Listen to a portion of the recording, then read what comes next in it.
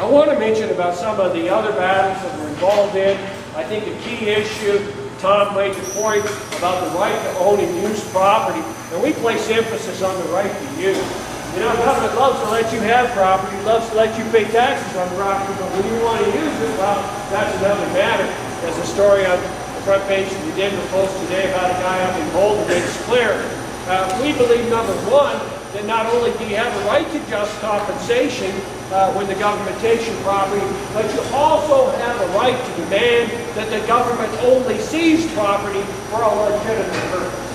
And seizing government land for a legitimate purpose, like the Department of Defense, building a highway, not because they can hand the property over to somebody who will pay more taxes. You got them on espresso stand, and all of a sudden this Starbucks comes in and says to the local government, hey, we pay a lot more taxes than that outfit. Get going on out of there, and we'll take over. And that's happened all across the country. In fact, it was led to the case that everybody was upset about at the Supreme Court. We also have a right to access property across federal land, and also to hold the federal government accountable. Too often we let the federal government off the hook on a variety of issues. You know, the government likes to do two things.